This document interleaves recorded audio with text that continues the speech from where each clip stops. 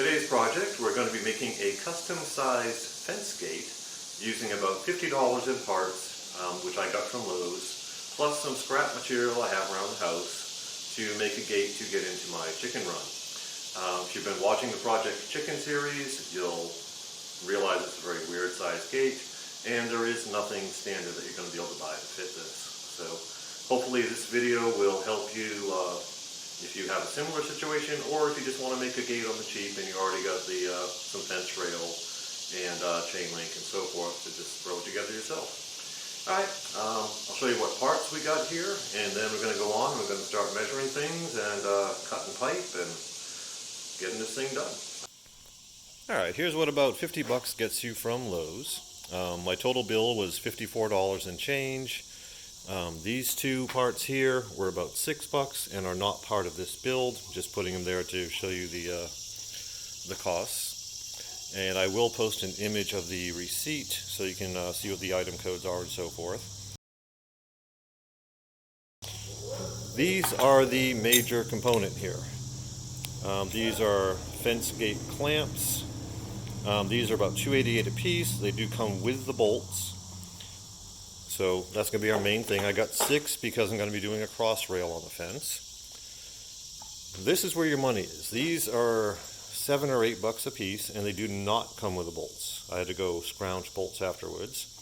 So figure another $1.25 or so for the bolts per unit at Lowe's, because it's Lowe's. These are about $4 a piece. Again, add $1 or so for the bolts. So combined for the fence stuff alone, we're looking at about 50 bucks, and I will be supplying my own scrap fence rail and wrapping it with chicken wire, etc. Alright, let's get on with this. Alright, if you haven't already been watching the Project Chicken series, which is probably most of you, this is what I need to put a gate over. As you can see, it's a weird shape. It's too wide for a standard door to fit. And so that's why I've decided to use these fence parts to get it done. Alright, this is basically what your hinge assembly looks like. The big part is going to go on that metal pole. The small part will go on the door. And I'm bringing them out here so I can get this measured up so we can determine how big of a door I need to make it. Alright, now I have a point to measure from. Obviously that's not where the hinge will be located, but I needed a space in the middle so I could measure the door width. Lowe's only had one size of the male portion of the hinge. Apparently this one's a bit big for this pipe, but crank it down enough, it does make a nice solid connection there. So no worries there. And I'm kind of toying with the idea of having the gate forward instead of going this way, because I'm going to have a gap. Because I'm going to have a gap between here and the fence, and I don't know if I want to have that gap coming forward or not. So I'm going to just put it in the other position and see what I think. Okay, I think I like that better. Because this door is never going to go in because it would hit the fence. So that's as far as it will go inward, which is far enough. And as far as it's outward, it will now open all the way and not just halfway. So I believe I am going to mount it that way. So I'm going to take my measurement for the gate size from here. That also makes a much tighter space between the fence and the main support pole than if I were to make that go straight outwards this way. So I think I'm going to do it that way. Alright, so my measurements say I need a 40-inch outside to outside for this fence. So let's grab some fence rail, start doing some math and cutting things up. Alright, I grabbed one of the 20-foot long pieces of top rail that I have here as scrap. When we tore down part of a chain link fence, we had a lot of this vintage top rail here, which has already been used in other projects, but I've got 2.5 pieces of this left, and one piece plus that little bit of a half piece should easily make this door. Alright, go into it. Alright, I quickly realized there's no way I'm getting a 20-foot piece of pipe into my vise because my garage is 20 by 20. So improvising with a regular clamp here, got it set up, and let's cut this off. I went 6'5" because I figured the extra inch couldn't hurt. I can always make things smaller. It's a whole lot easier than making them bigger.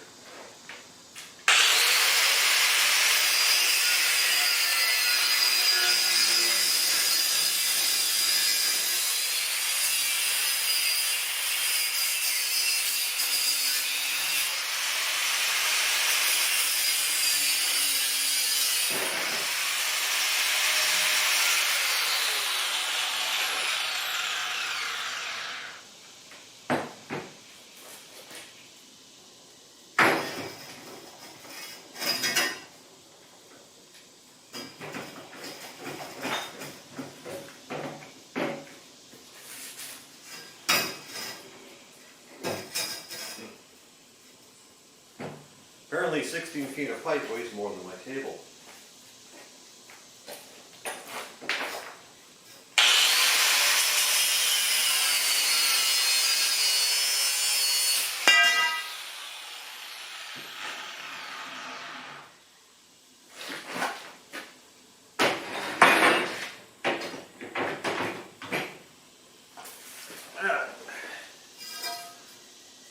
There's our first 6'5" piece.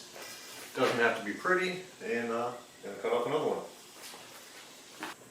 The table should be more balanced for this one, so I don't have to worry about it flipping over.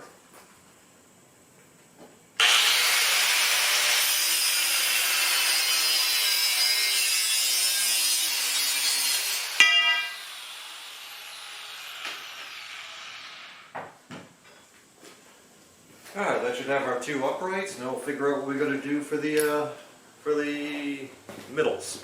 You know what I meant. Alright, so we need 40 inches total for our outside diameter. I put our clamp on here so we could find out where that other pipe is actually going to end. It's going to end at about the 2-inch mark inside that clamp. So 40 minus 4 should be 36. So that's what we're going to cut the other three pieces of pipe at. Alright, the pipe is now short enough I can actually use my vise, and I put on a new blade. So should actually cut through without having to go underneath it this time.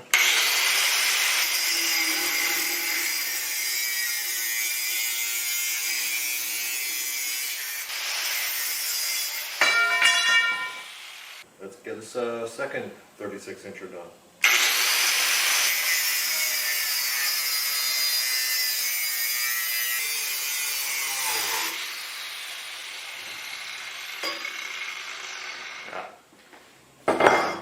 Now, I mentioned before, I'm not a professional.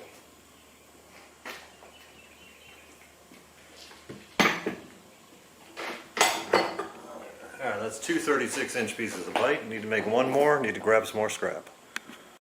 Alright, found me another piece out there.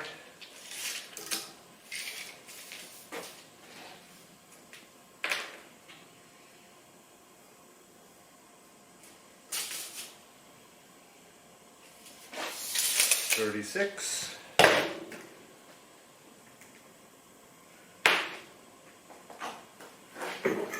No.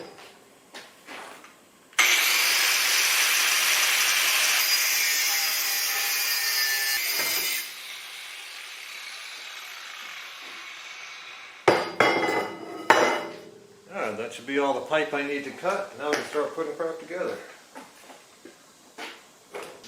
Alrighty, so while we're off camera, I located center on the pipe, 6'5" pipe, so 3 2.5 is our center. Marked the pipe, put the first cross beam in place, measured the width. It is very close to 40, close enough that it ain't going to matter to stop it here. And now I'm cranking down the center piece.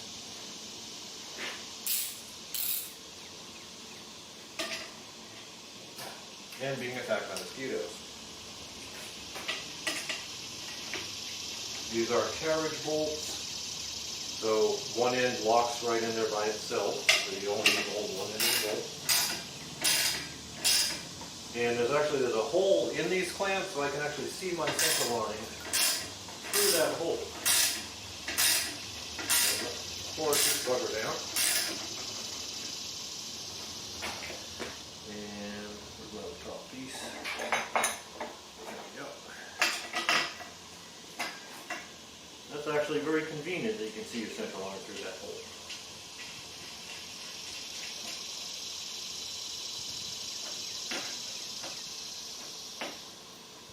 Alright, again, this one horse down.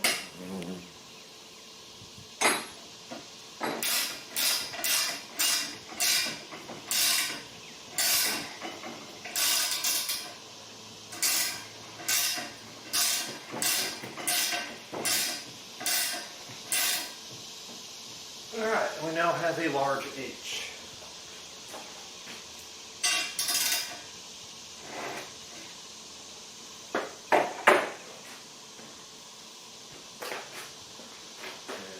See, this is the middle of our gate. These are the first two of our cross braces, and then we're just going to repeat the steps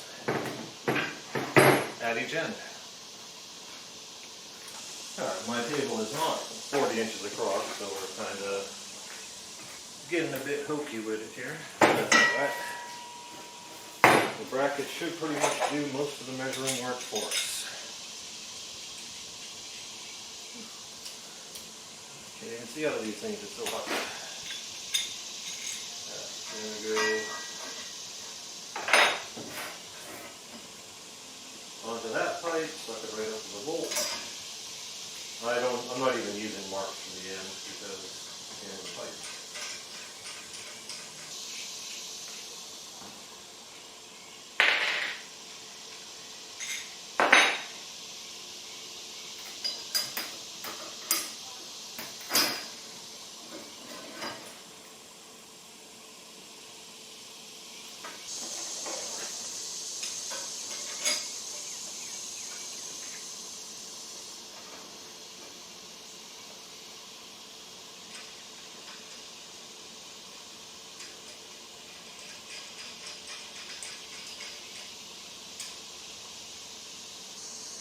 I plan on having to square this up a little bit afterwards, so I'm just kind of putting that on loose there.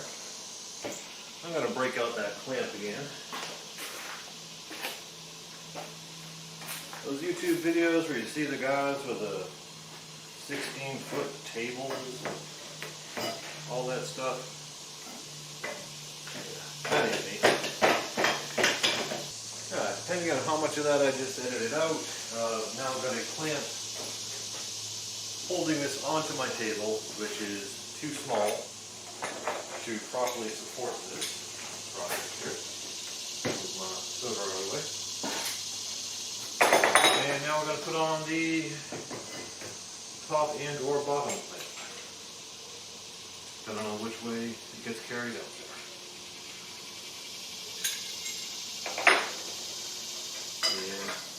Again, I'm capping the end of this just to get rid of any ugliness because my cuts are not perfect. But you won't see it because it'll be behind the clamp. I know the center is good. And then we're going to square everything off of the center and kick and pull and bump things as needed. So we're just going finger tight right now.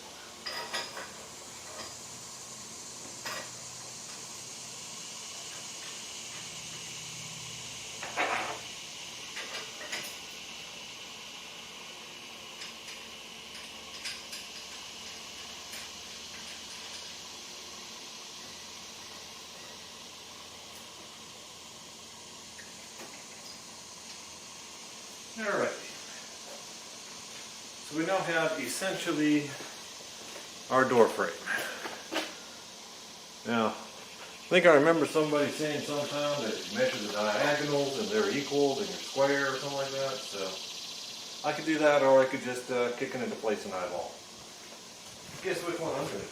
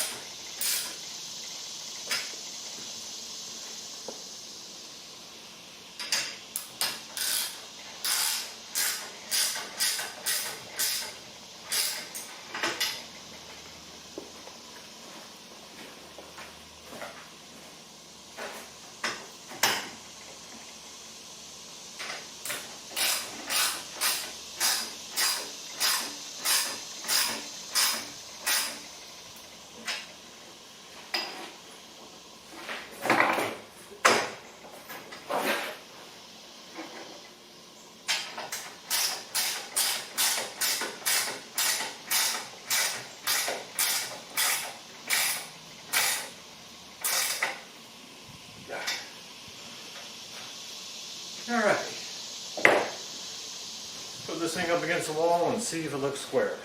Alright, that looks pretty square to me. I'm going to haul it into place and see how it fits on the fence. And then we're going to wrap this freaker with chicken wire. Alright, I got the two hinges on and in the position I want. You notice I have both hinges pointing up. Normally, if you are in a, trying to make a fence secure, you would put one hinge up and one hinge down. However, I actually want the convenience of being able to just lift this door off should I have to. I don't think a raccoon or a fox is going to be able to lift the door off.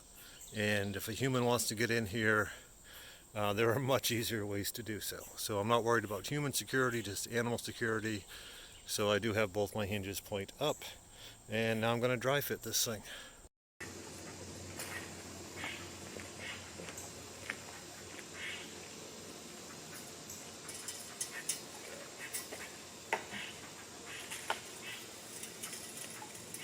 Start deciding if I want it bolts in or out.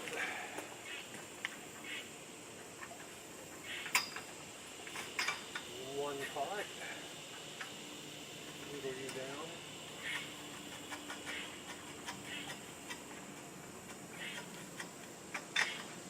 You caught. Yeah, I believe that's going to work. So I'm going to put a piece of wood underneath this and tighten it into place.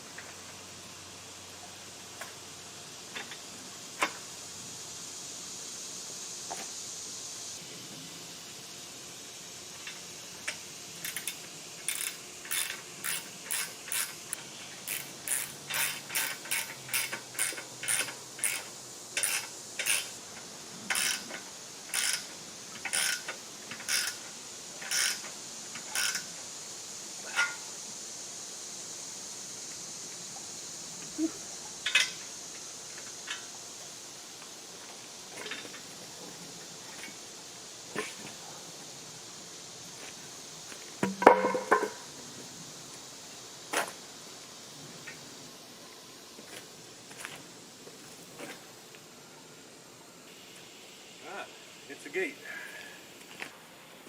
Yeah, so our door frame works.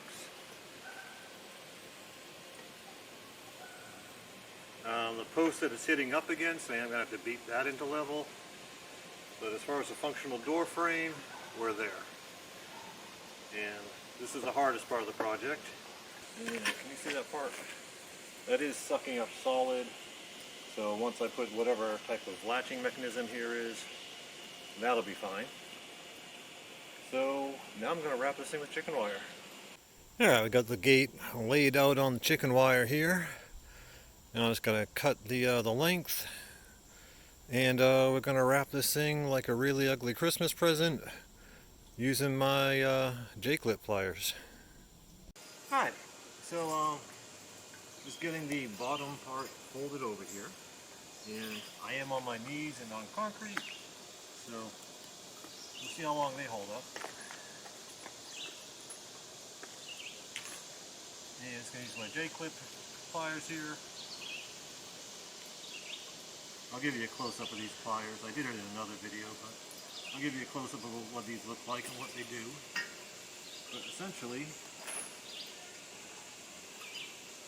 I'm going to stitch this fencing together all along the bottom, then fold it over on the sides, and then fold it down, and then we will have chicken wire covering our fence here. Now I know you don't want to watch me for 20 minutes putting this thing together here, so I'm just going to show you what these J-clip pliers look like.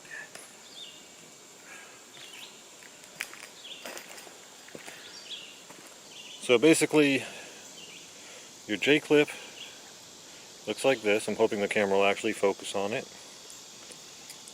You drop it into the pliers like that, and then when you squeeze it, it makes a nice tight little ring that holds your wires together. But alright, I'm going to flip the camera off and get working on this. Alright, just showing you the process here.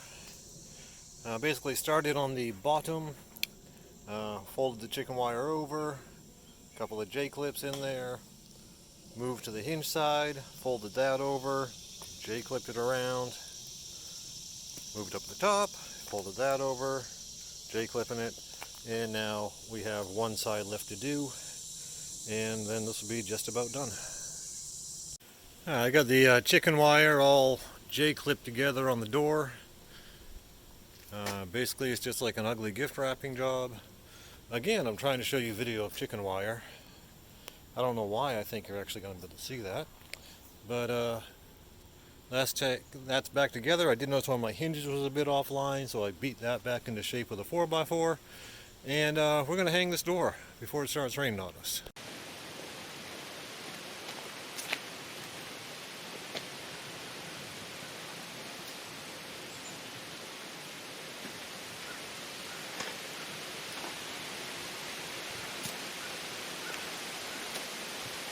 Alright, it is automatic opening right now, but I can deal with that.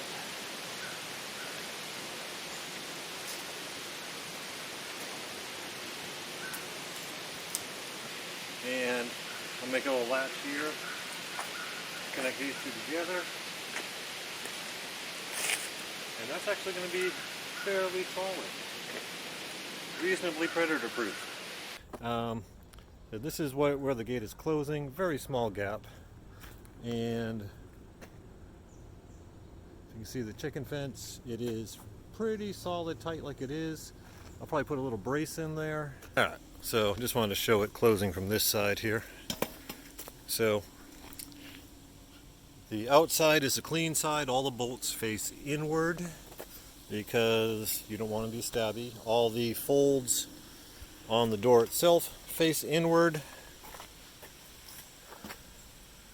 And like I said, she's self-opening for now, but she'll do the trick, and I'm going to get some rope or something to latch that up and call it a day. Alrighty, so if you did find this video helpful, any of the concepts in it help you figure out one of your own problems, then please subscribe. Would appreciate that. I also do have Amazon links in most of my videos. If you buy anything through that link, as an Amazon associate, I make a very small commission. But hey, even 15 bucks a month helps out around this house, so I appreciate that as well. There's the chicken coop progress. It is coming along, and this was a big bit, so maybe next weekend we'll get some freaking chickens. Later.